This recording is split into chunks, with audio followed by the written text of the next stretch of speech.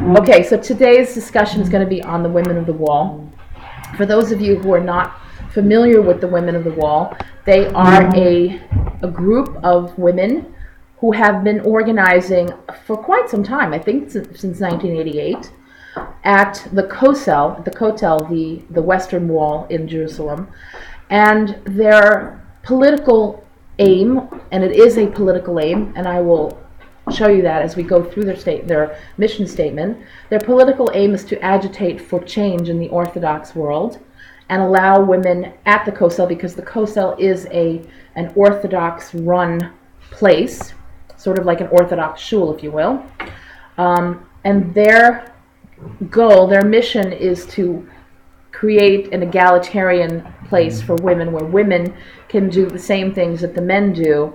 All the things that we talked about, have a minyan and read from the Torah, have a liot, wear talis, wear tefillin, that sort of thing.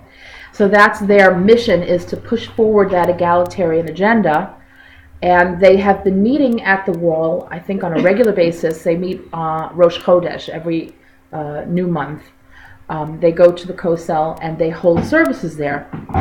And so that's what they are. Okay, so I'd like to address, especially because I had a request from one of the students here to discuss the Women of the Wall. We will do that today. Now, before we get into that, I think that it would behoove us to take a step back and to review the foundational tenets of our philosophy and our religion, just so we know, again, where we're coming from. We've done that all along throughout the classes, but I think that it's a good idea at this point especially, and we're coming to this sort of end of the discussion of tefillah, of prayer, as it relates to women, but sort of in anticipation of the arguments that the Women of the Wall would give, we have to sort of imagine the best, debate. You have to always imagine your opponent's best arguments.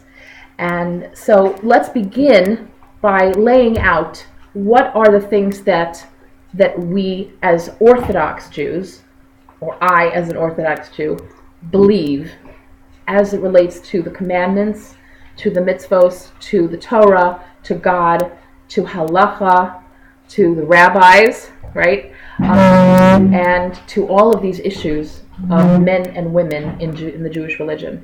Okay, so the first thing that we need to say and need to confirm is that, and before I do that, I want to actually present to you two short little stories that serve, I think, as a very good lesson in terms of when anyone has a challenge, a question, a problem that they view in Judaism, how to approach the issue. And I think these two stories, which I also have to, as an introductory thing, say that I'm indebted to David Gottlieb and Moshe Meiselman for some of the information in this lecture. So this first story is about four enlightened gentlemen in mid-19th century Berlin, who Jewish gentlemen who feel that Judaism doesn't have anything to offer them anymore, and they want to leave the fold, the orthodoxy, and the traditions. They feel, though, that, to be fair to Judaism, that before they cut off ties and say that's it, I'm not having anything to do with it anymore, they would send two of their group to the city of Volozhin, which had a huge yeshiva, and they would study there for 2 years, and then these two gentlemen of their group would come back and make a report and answer the questions that they had about their religion. They had certain problems with Judaism. And so they would send these students to Volozhin, and then 2 years later they would come back and report and see what does Judaism have to say about our beefs. And so they did that. They sent the two students away. 2 years later, the students came back, and they said, oh man, we had an amazing time. We had the best time, and these 2 years we spent there were so happy, and they were so fulfilling. It's fabulous. The other two gentlemen who had been waiting for them said, well, what about our questions? And the two Volozhin students said, what questions? Okay. The second story is about a potential convert who goes to Hillel, wanting to convert, and he says, you know what, I want to convert to Judaism, but on only one condition: I want to be the Kohen Gadol. I want to be the high priest. Okay? I feel it's a an important thing, and I feel like I should be able to do it. Hillel says, okay, fine, no problem. However, you should know that a requirement of becoming a high priest is that you have to be very learned. So, please start your studies, and, we'll see where, we'll go from there. He starts learning, and then he comes across a pasuk in the Torah that says that someone who is not a priest cannot do certain work, they're going to be subject to die. And the convert goes, what is this talking about? Hillel says, well, that means anybody who's not from the tribe of Levi, who is not by birth a Kohen, a priest, cannot do the work of a priest.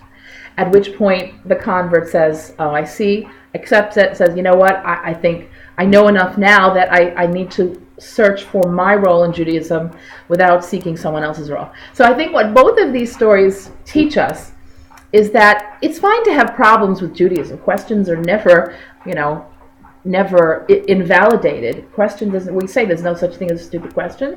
It's absolutely true. And, the Gemara is obviously living proof of the need to question and discuss back and forth. That's fine. But when you're coming from an outside point of view, or when you have issues or questions or beefs, problems with the way things are run, very often it is because there's simply not enough knowledge, not enough of a knowledge base, that upon further introspection and inspection, upon further delving into what the tradition is all about and what the law says, etc., the questions, the problems, the arguments, the beefs, they dissolve away, because you now understand the philosophical context of the whole system. And I think that will give us an insight into the women of the wall a little bit. Okay, so our philosophical foundations here, the first one we have to say is the most important one, is that we believe that not only is the Torah, the written Torah, from God, directly from God, dictated to Moses, but along with the written Torah came the oral Torah at the same time. And in fact, the rabbis say that what were the Jews doing in the desert for 39 years when they were supposed to have been, what were they doing all at that time? They were learning the oral law from Moshe, who gave it over to them, obviously orally. The question of why there needed to be an oral component to the Torah will take up another lecture or two, and that's not for today.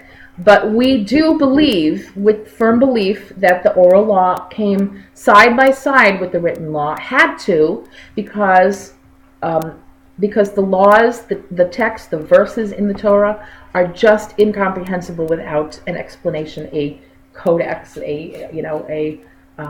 something that a dictionary, an encyclopedia, something that tells us what does this mean. And just a couple of examples: tefillin, the mitzvah of tefillin, phylacteries. Doesn't say anywhere in the Torah what they're supposed to look like, where you're supposed to put them. It says place them between your eyes. Does it mean here? Does that mean here? Does that mean here? We don't know. Another example is bris. It's nowhere said in the written Torah what exactly are we supposed to do. Yeah, where and how, not elaborated upon. Then it says in the oral Torah, or yes, interpretation? Yes, no, it's part of the oral law. Look, they were doing bris way back in the time of Moshe. Sorry about that.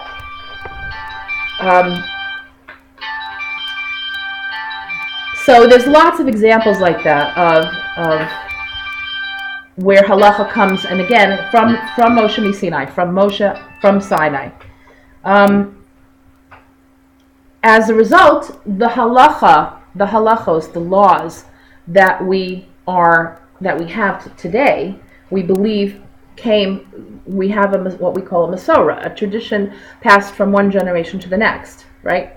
And so as a result, part of this belief means you're also believing that the rabbis today, and the rabbis throughout history, are following the legislative laws that were given to Moshe, because along with the laws, they were also given a system of procedure and a system of interpretation, right? So that, for example, when we have new events that were never in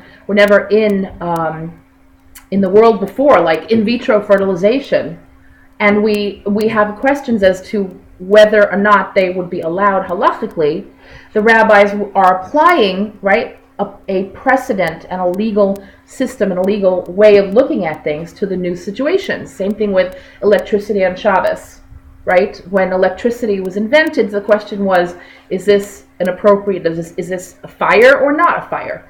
In terms of, because we're not allowed to create a fire on Shabbos. And so they had to then again apply precedents and the legal underpinnings of the laws to the new situation, and that's what they do. But as a result, what you're also believing is that the rabbis, if they believe that the law and the way of interpreting the law is divine, then there is a huge amount of pressure on them to get it right.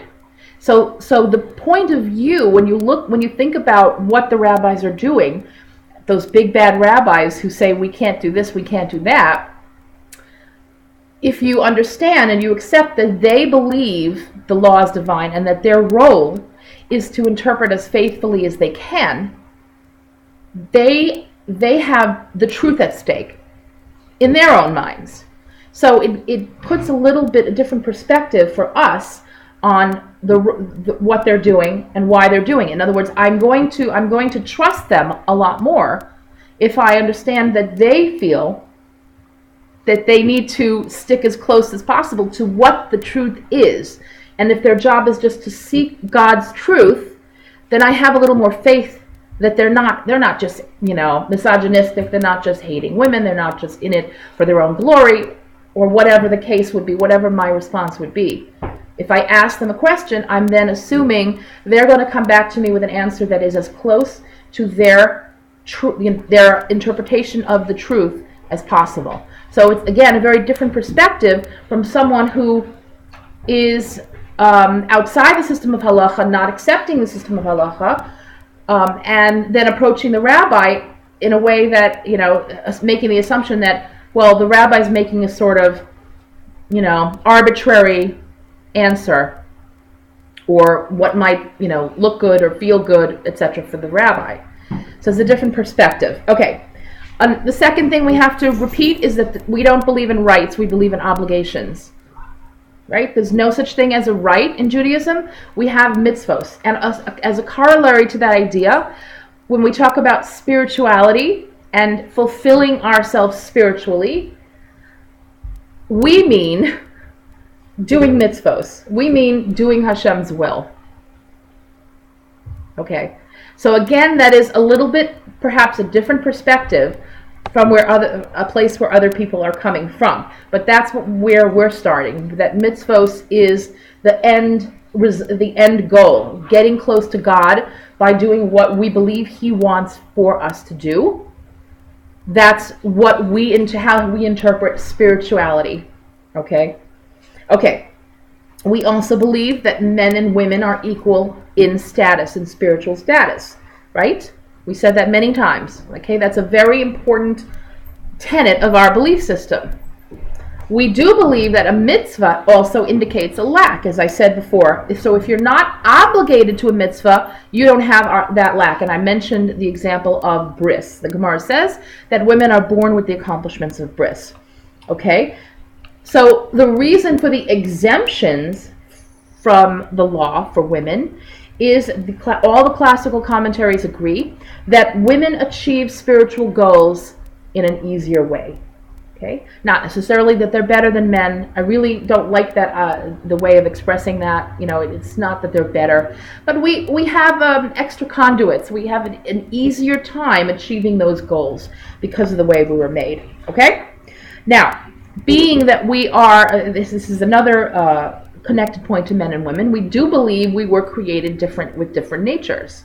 I think at this point in even secular culture, it's hard to make the argument that we're not different.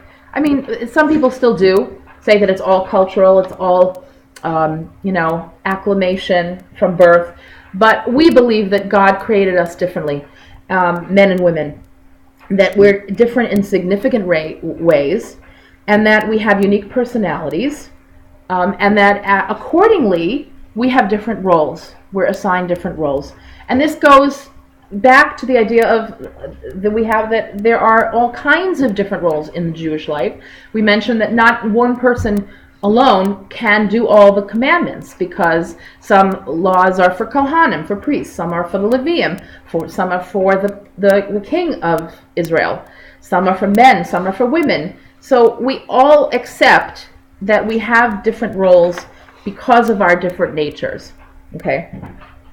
And we liken it, I liken it to different instruments in an orchestra, right?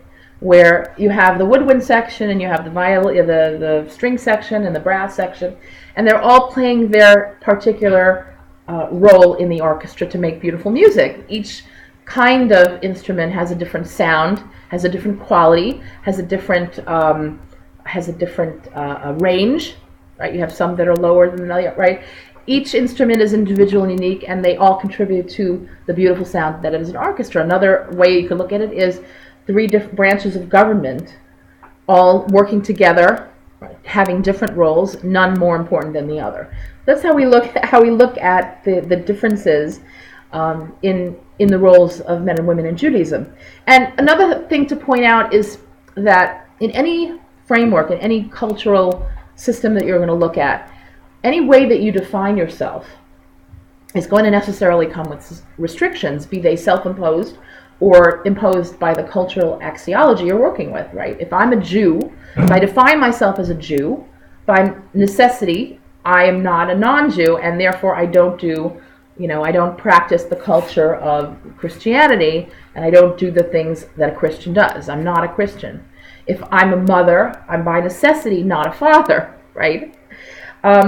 So if you accept the values and the premises of your worldview, then those restrictions are not a problem. Going back to the analogy of the orchestra, if I'm a violinist, by necessity, then I'm not a pianist.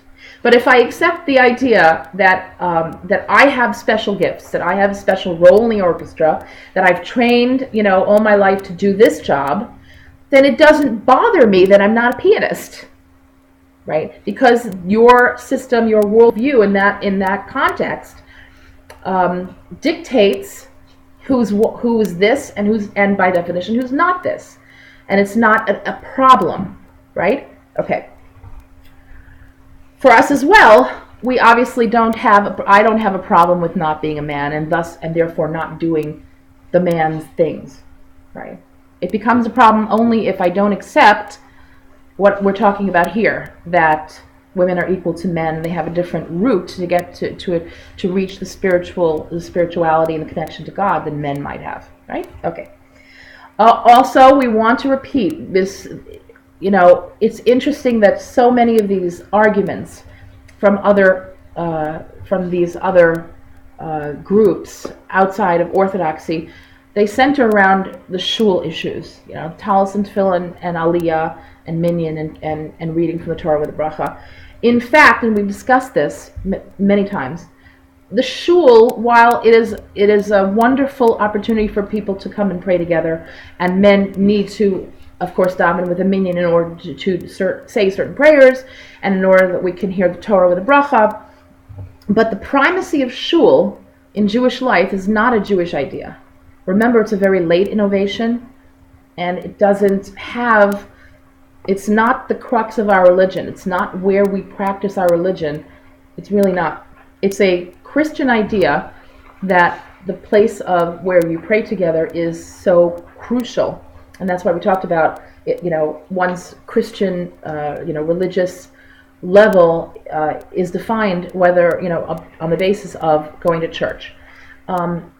Reform and conservative Jewish groups, sects, when they jettisoned a lot of Jewish ritual and law, were left with the shul as the primary place where the religion is practiced. So the shul has become very primary for Reform and conservative.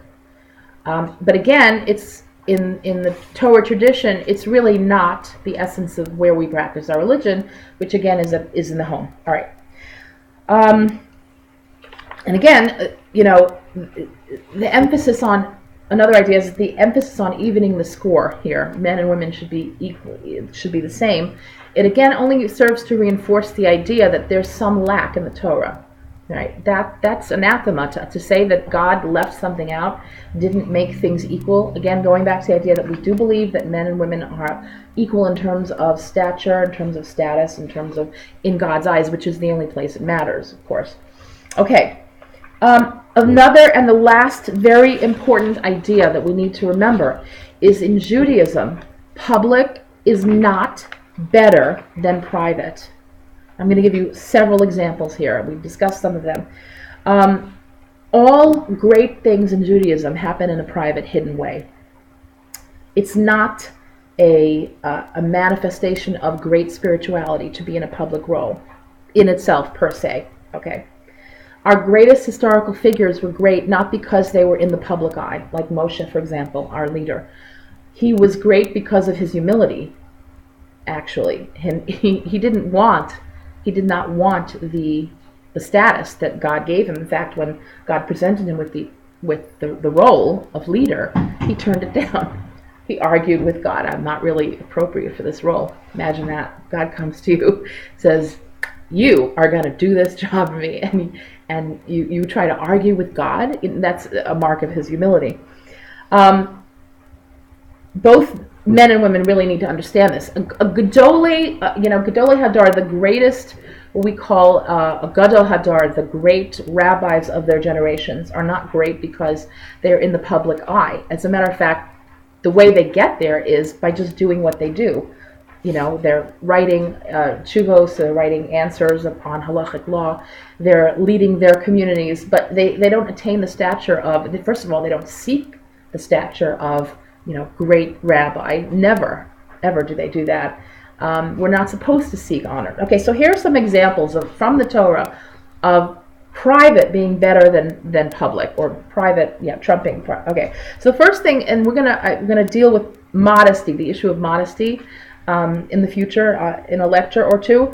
There's a verse from the Torah that says, the Lord demands from you to do justice, love kindness, and to walk b'tzniut, which is the Hebrew word usually translated as modesty. Okay, it's really not a perfect translation. Tzniut really has more of a sense of internality or privacy. Okay, so I'm going to translate it as walk privately with your God. So the Torah God wants from us to walk privately with Him, meaning to concentrate on the inner dimensions of our personality in order to attain a connection with Him. That's what it means. That's what tznius means.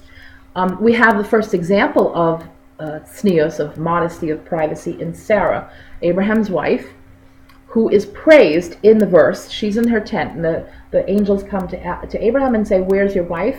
And he says, in the tent, and this is praised. Great. Rashi says, this means she was a private person, a tznuah, modest person. Yet, we learn that her level of privacy was higher than Abraham's, right? In the incident with Hagar.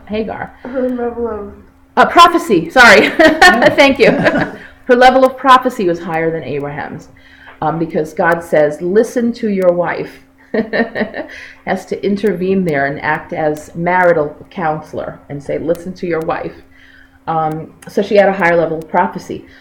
The Akedah Yitzchak, the sacrifice of Isaac, was done privately. Now Abraham had been accompanied to the mountain with Ishmael and Eliezer, his servant, but he tells them to stay behind, and he goes and does this private act.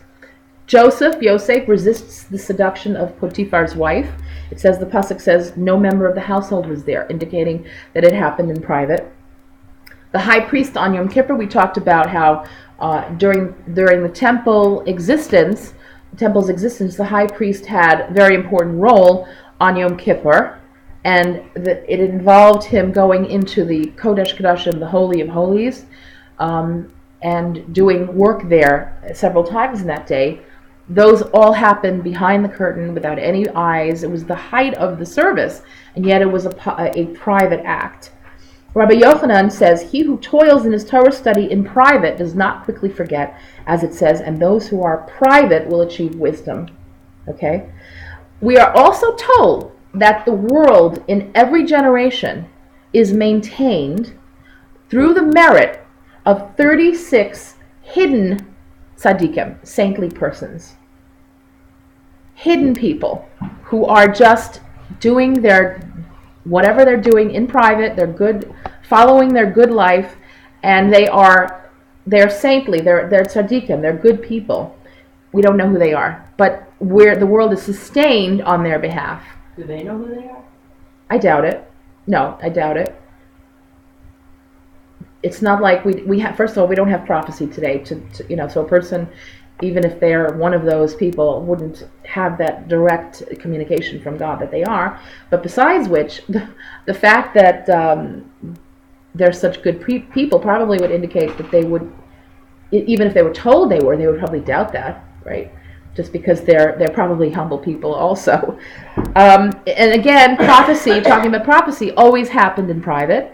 Moshe, the discussions between, the communication between Moshe and God happened in private. The Rambam, Maimonides, gives us, he goes through 8 levels of charity. He says, going from least worthy to the highest level of, the best possible way to do charity. That highest level of charity is anonymously, where both people, the receiver and the giver, do not know each other. So to do the act in privacy, in total anonymity, is the highest level. And one more is Jacob, when he wrestled the angel, he did it alone, not in front of anybody as well. So we have lots of other examples, and again, when we discuss the issue of modesty, we'll go through it, and privacy, we'll go through it. Lots of examples of where we really believe that public is not better than private. And again, this is an idea that's really very in opposition to the cultural norms of the secular world, where influence and visibility is very much related to power. Okay, so we have to remember that. Now let's go to Women of the Wall. So Anat Hoffman is the leader of this group. She is a member of the Reform Community's Israel Religious Center, which is an activist group. And actually, a few weeks ago, they finally came out and admitted that they are an activist group organization, agitating, as I said, for change in the Orthodox world, where apparently they hadn't until then admitted. They were going on the they were putting out there that they would just had purely religious motives, and it's not quite true. Yes, you want to respond? So I'm surprised. I thought it was like egalitarian Orthodox configuration that was maybe agitating for change within the Orthodox. And you're saying that these are Reform who are already allowed to read from the Torah and be part of the minyan, right? But they are they want to impose their philosophy, so to speak, on other denominations. Yes, that seems to be for them. Right. I mean, they can choose to be Reformed. They can choose to. They already have all those freedoms and choices. That's not enough. Right. Well, I think to be fair, is that there is an Orthodox contingency in the group, and I think because it's such an old group as well. Like I said, it goes back to 1988. I think.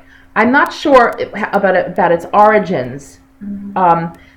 It's quite possible. I know today there's definitely an Orthodox contingency. If you look at videos of the Women of the Wall praying, you'll see the women are covering their hair. They're dressed modestly. A lot of them are, not all of them, but a lot of them are. And clearly there is an Orthodox contingency today. And I don't know when Anat Hoffman became the leader of this group, but her certainly her leadership and where she's coming from is the Reform and conservative elements. So there is an intermingling of those groups, but it has, at least for many years, it's had an agenda of the egalitarian agenda. And as I said, they only recently came out and admitted that. Now here's their mission statement. So I'm going to read it through once, and then I'd like to go back and pick it apart. Okay? As women of the Wall, our central mission is to achieve the social and legal recognition of our right as women to wear prayer shawls, pray, and read from the Torah collectively and out loud at the Western Wall, and Women of the Wall works to make it a holy site where women can pray freely. Okay, so that's their mission statement. All right, sounds great. Let's go back, and I want to go through it phrase by phrase. So, as Women of the Wall, the first statement, as Women of the Wall, our central mission. So right away they're giving themselves away as a political entity, rather than women who want to approach a halachic problem and find a halachic solution. Okay, we don't approach halacha that way, right? Halacha can't be adjudicated on a political basis. So right away we have two different kinds of entities, a political group and a halachic group, or rabbinical group, call it what you will, that are not going to ever find, an agreeable, they're not going to ever see eye to eye, as it were, simply because of the missions of both those groups, right? The group of the rabbis, the halachic mission is to seek to interpret God's law correctly, and the mission of a political group is to change and what is viewed as an inequity. Okay, so continuing. All right, as Women of the Wall, our central mission is to achieve the social and legal recognition. Women have social and legal recognition in Judaism.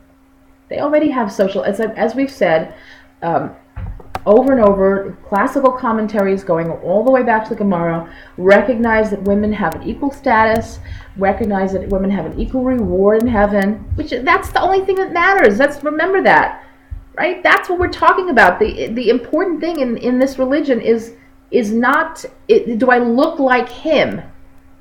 Do I look like, do my actions look like his actions, right? So we already have that social recognition. Women are praised, in 10 ways to Sunday in terms of what we contribute to this religion and our communities and our families. It's not an issue. Legal recognition, we have legal recognition. In fact, we have more legal protections. We had more legal protections 2,000 years ago than women had a century ago, in terms of inheritance, in terms of protections by the husband, and that's a whole other lecture as well. Okay. Okay. I'm sorry again for flipping back and forth. I didn't have a printer to consolidate these ideas in the way that I wanted to present them today. The Women of the Wall consider the exemption of women in ritual to be a handicap to spiritual achievement. And that it deprives them of the rights to self-expression. So first of all, an answer to that is, of course, prayer is not about self-expression, primarily. It's about forming a connection. Certainly, we have a lot of leeway in terms of how we can do that, how we can use our own words, to pray, and how we have to understand what we're saying. All of that is fine. But in addition, also keep in mind that the difference I said this last week, the difference in obligation between men and women from all 613 mitzvos is about 14, and only 7 of those have to do with prayer, right? And really, in the big picture, only 2 are really discouraged. We said the tefillin and talis, that's about it. The women can take on as much as they want. They're obligated, just as men are obligated twice a day. And reading from the Torah? No, reading from the Torah itself is not a mitzvah. It's not. Men are obligated to learn the Torah and to teach Torah, and that's related. The mitzvah of Aliyah, of getting a bracha and coming to the Torah and reading Torah, is related to that mitzvah of learning Torah. And that's why we said, when we talked about women getting an Aliyah, why it wouldn't be appropriate to take a man's place, because he has a more maximal obligation to learn Torah, which is what that Aliyah is more connected to than a commandment to read. So it's a different issue. And again, public rituals of prayer form a very tiny part of our day-to-day religious life. In addition to that, if you look at the holidays of the year, women in ritual, we're not pushed aside. We're obligated in almost absolutely everything. Yom Kippur, we're obligated the same way as men. Pesach, we're obligated the exact same way, including all of the Seder symbolism. Shavuos, we have no difference. Hanukkah, we have equal obligation. Purim, we have equal obligation. Rosh Chodesh, we have even more obligation because it's a special holiday for women. Shmini Atzeres, the only distinction is Rosh Hashanah and Sukkot. We're not obligated to hear the shofar, and we're not obligated to take lulav, and we're not obligated to sit in the sukkah. But look around at Orthodox observant women; they all do those things. So they're not excluded; they're just exempt. All right, they're not excluded. And then the other time-bound mitzvahs that delineate the difference between night and day, Shema, Tefillin, Talis, right? They're not really major. They're important, but they're not major routes to self-expression in the religion. Okay, getting back to their statement. Okay, so that was to achieve the social and legal recognition of our right. That's a dead giveaway. Again, we're not about rights. We're not about rights. They want rights. They don't want obligations. Proof of this is that if you look in the Reform and Conservative shuls, where women do have the rights to be part of a minyan and the right to do all the things that women cannot do in the Orthodox world, the Reform and Conservative shuls that have daily minyanim, do women come? They don't show up. Right? I mean, some of them do, but most of them don't. So they want the right, but they don't want to have to do it if they don't want to do it. They don't want the obligation. Okay. Continuing on, of our right as women to wear prayer shawls, pray, and read from the Torah collectively. All right, so we already established that really they can wear prayer shawls, they can pray. Right? Reading from the Torah, that's the issue. That's one of the only issues here. Again, we know that imitation of men's rituals is not really necessary to get women to the same place spiritually. Right? They say they want to achieve equality, but they really mean sameness. And that's a shame, because it really erases the special aspects of our different roles. Would they feel okay with men lighting Shabbos candles if they were present? That's a good question. I mean, is it a case of, we all have equal choices? Right. What's mine is mine and what's yours is mine. Correct. I think that they might say that there's clearly the imbalance is so heavily weighted to the men's advantage that we have to equalize things. So we're keeping ours as well, is what I'm suspecting they would say. Okay, the problem also is that they want to introduce these rituals without any mitzvah benefit. We talked about this when we talked about women's prayer groups. A prayer group or other, rich women's rituals have no mitzvah value in themselves. They're very lovely things to do. However, we also are warned against creating new rituals and going above and beyond what God asks. And I'm going to give you two examples from the Torah that warn us about creating new rituals. Go ahead. There is a very common ritual in the Orthodox world, and possibly in conservative as well, I'm not sure, for women to gather together on Rosh Chodesh and say Tehillim. Is that not considered a new ritual? No, because first of all, to gather together and say Tehillim, as we discussed when we talked about prayer groups, to gather together to say Tehillim has never been.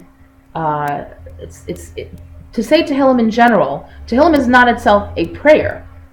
Okay. It's not an established prayer. It's not a prayer. It's a book of Psalms that we do use to pray, but it's not an established. It's not a form of public prayer. It's not an established prayer. So okay. I can sit here, for example, and just read Tehillim all day long. My aunt recites the entire book of Psalms every Shabbos. So you could do that. And as I said, women have been getting together to say Tehillim all over the world for many, many years. Okay, yeah. But no, I wanted to say further, Rosh Chodesh is a special holiday for women. They received that as a gift. Does anybody remember why? It was a reward. Yeah. Golden calf. Not giving. Yes, very good. For not participating in the sin of the golden calf.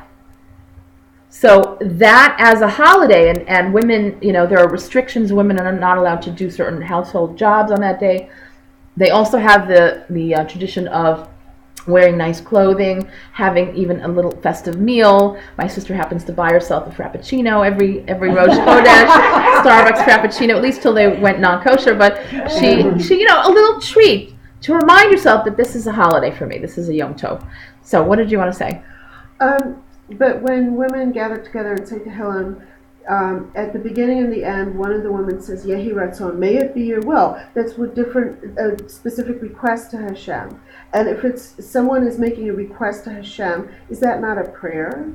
Yeah, but yes, absolutely. But remember that you can say any prayer you like to God at any time. Okay. I can say it right now. God, please allow us to have a beautiful class today. In any language that I want, by the way, in a language that I understand. That's the important thing about prayer. It has to be a language that I understand, which is why when it comes to prayer, it's preferable to pray in English if you don't understand the Hebrew words. Because the person praying has to understand what they're saying. Again, because the purpose of prayer is for you to form that connection. So a prayer like Yehi Ratzon, which simply means may it be your will. I can say it at any time for any reason if I'm sincere about it and I have a request to make. So it doesn't come, one distinction is it doesn't come with a blessing, Baruch Atah Hashem. If I'm taking Hashem's name, I'm saying Hashem's name, there has to be an official formulated prayer. In other words, it has to be, and those prayers are by and large all already established by the Sanhedrin. I don't think there are any, more recently established prayers. I could be wrong, but I'm pretty sure that the prayers we have now is it. Yeah, there may be one or two exceptions to that. Okay, but generally speaking, that's why we, okay. Does that answer your question? Okay. So the two stories from the Torah that warn us against creating new rituals. The first story is the story of Aaron's sons, Nadav and Avihu. Aaron's sons, they are priests, of course, because they're Aaron's sons, and this is in the Chumash.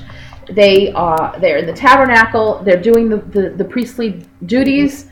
And they are not happy with their job. They feel something lacking. They feel that they're inhibited by the restrictions that they have. Because, again, every role has certain restrictions. And they feel that they want to do a little bit extra. Now, the Mefarshim the commentaries say they had the best intentions. They really wanted to do God's work.